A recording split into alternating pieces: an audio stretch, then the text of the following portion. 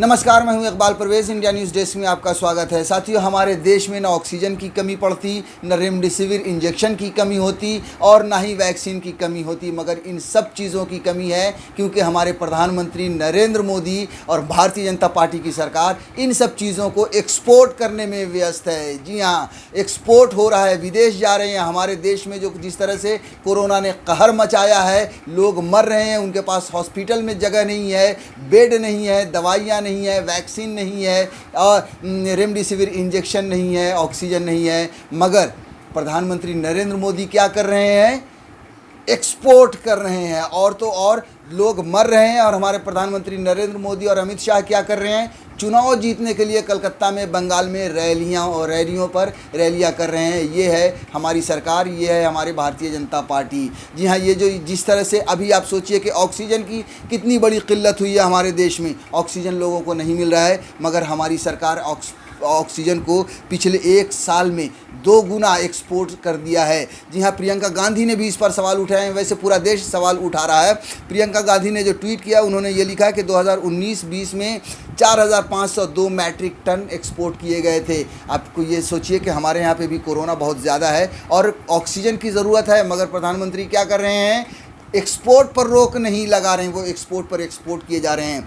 और 2020-21 में 9,300 matric ton, यानी अभी एक साल भी नहीं गुजरा, 6 महीना भी नहीं हुआ है पूरी तरह से 2020-21 का, लेकिन हमारे प्रधानमंत्री ने कितना 2 गुना ऑक्सीजन एक्सपोर्ट कर दिया है। सोचिए, हमारे देश में इतनी ज़्यादा कमी है और ऑक्सीजन एक्सपोर्ट किए जा रहे हैं। इन्होंने लिखा है आगे कि हमारे यहाँ ऑक्सीजन की कमी नहीं थी, हम ऑक्सीजन के सबसे बड़े उत्पादक हैं, लेकिन सरकार ने कोरोना का ख़तरा देखते हुए भी 2 गुनी ऑक्सीजन देश के बाहर भेज दी। ऑक्सीजन की कमी से हुई मौतों का जिम्मेदार कौन है? जी हाँ, मौतों का जिम्मेदार सिर्फ़ और सिर्फ नरेंद्र मोदी हैं, सिर्फ़ और सिर्फ अमित शाह हैं, सिर्फ़ और सिर्फ भारतीय जनता पार्टी है। क्योंकि जब कोरोना की दूसरी लहर आ रही थी, थमना चाहिए था, कोरोना को रोकने की कोशिश करनी चाहिए थी, मगर प्रधानमंत्री नरेंद्र मोदी और अमित शाह लगातार चुनाव में भीड़, लाखों की भीड़ उमड़ाते रहे, हज़ारों की भीड़ उनकी रैलियों में उमड़ती रही और कोरोना फैलता रहा। आज हालत ये है कि लोग मर रहे हैं। जी हाँ, आप सोचिए, अभी देखिए हमारे कांग्रेस की जो अलका लांबा हैं, प्रवक्ता हैं, वो क्या कर रही हैं। उनका बयान सुनिए कि ऑक्सीजन की कमी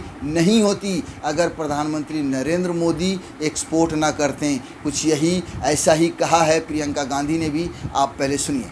रेमडेसिविर आज एक जना मांग रहा है, ढूंढ रहा है कि कहां से मिलेगी, कैसे मिलेगी।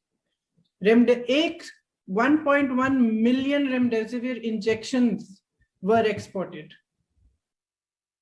1.1 मिलियन रेमडेसिविर के इंजेक्शन का निर्यात हुआ है हिंदुस्तान से पिछले 6 महीनों में, और आज हमारे पास कमी है। आप वैक्सीन्स को लीजिए, सरकार ने 6 करोड़ वैक्सीन एक्सपोर्ट की हैं पिछले 6 महीने में। ज्यादा पिछले 6 महीने में नहीं, जनवरी से लेकर मार्च तक 6 करोड़ एक्सपोर्ट हुई हैं हमारे हिंदुस्तान से वैक्सीन। और उसी समय में 3 से 4 करोड़ हिंदुस्तानियों को वैक्सीन दी आपने। तो आपने हिंदुस्तानियों को पहले क्यों नहीं रखा? आपने उनको प्राथमिकता क्यों नहीं दी? अपने पीआर में आप पड़े रहे। भारत विश्व में सबसे अधिक, एक दिन में सबसे अधिक ऑक्सीजन उत्पादन करने में नंबर 1 है।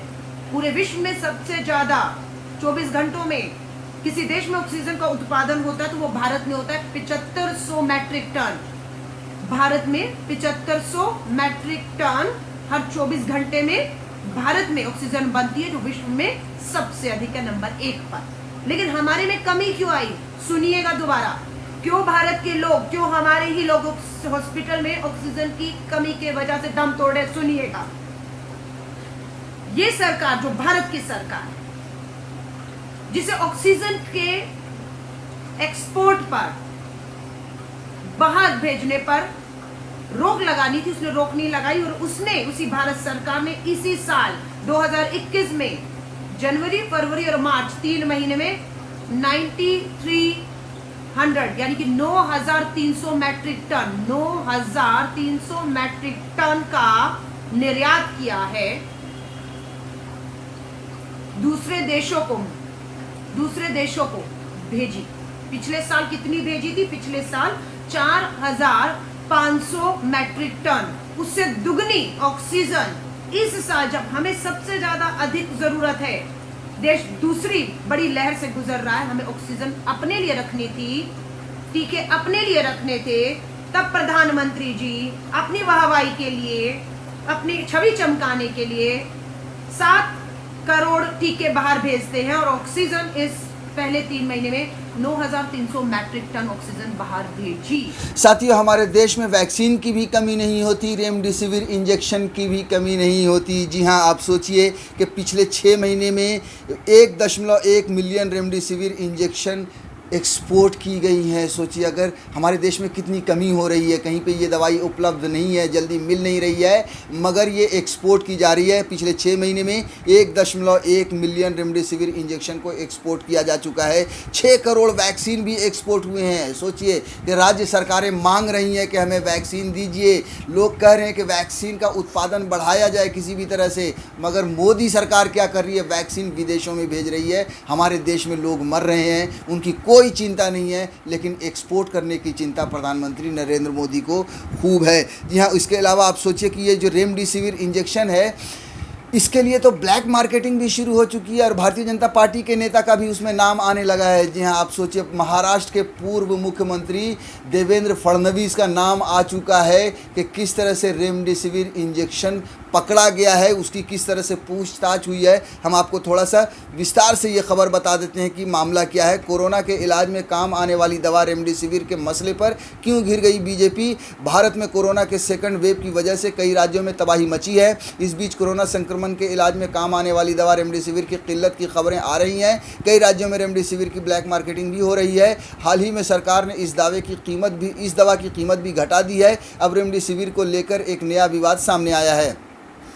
रेमडेसिविर दवा का उत्पादन करने वाले ग्रुप फार्म के निदेशक को मुंबई पुलिस ने पूछताछ के लिए बुलाया है। दमन की दवा कंपनी बुर्क फार्मा पर आरोप है कि रेमडेसिविर दवा की 60,000 शीशी देश के बाहर भेजे जाने की तैयारी चल रही थी। सोचिए, देश के बाहर भेजे जाने की तैयारी चल रही थी, वो भी लगता है गुपचुप तरीके से ही भेजे जाने की तैयारी चल रही थी। इस आरोप के बाद भारतीय जनता पार्टी ने सफाई दी है कि रेमडेसिविर दवा का स्टॉक भारतीय जनता पार्टी द्वारा तैयार किया जा रहा था और इसे राज्य सरकार के माध्यम से देश में ही बांटने की तैयारी की जा रही थी। महाराष्ट्र के पूर्व मुख्यमंत्री देवेंद्र फडणवीस ने कहा कि रेमडेसिविर दवा को विदेश भेजे जाने का आरोप गलत है। बुर्क फार्मा के निदेशक को मुंबई पुलिस ने जहां पूछताछ के लिए बुलाया था, देवेंद्र फडणवीस उस पुलिस थाने में पहुंचकर उन्हें छोड़ा कर ले गए। महाराष्ट्र के राष्ट्रवादी कांग्रेस पार्टी नेता और सरकार में मंत्री जयंत पाटिल ने कहा, क्या बीजेपी का कोई नेता राज्य सरकार या स्थानीय प्रशासन को राजनीति को जानकारी दिए बिना जीवन रक्षक दवा की लाखों डोज खरीद सकता है? जी हाँ, बिल्कुल ये सवाल जायज़ है। कोई और देवेंद्र फडणवीस मुख्यमंत्री थे, अब वो सरकार में नहीं है, वो एक आम आदमी है, वो भारतीय जनता पार्टी का नेता है।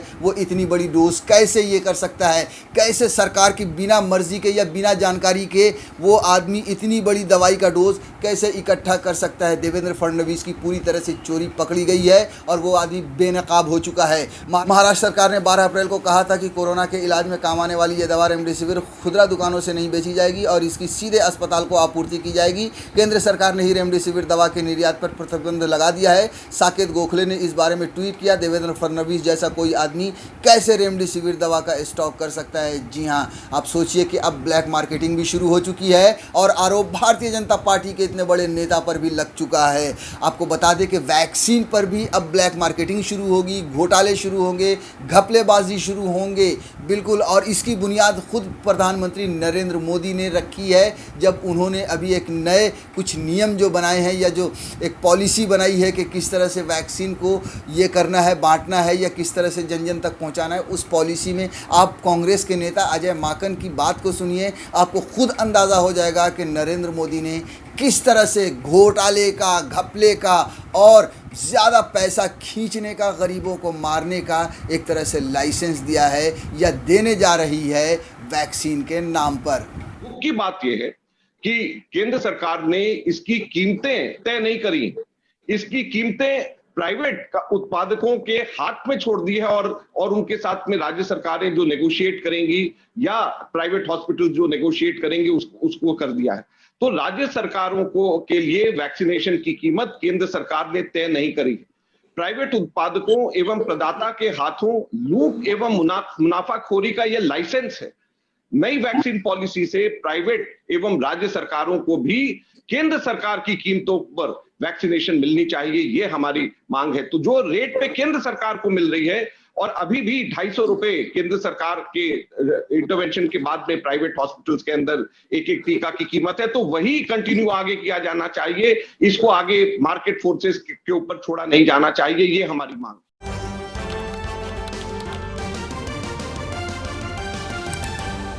आपकी आवाज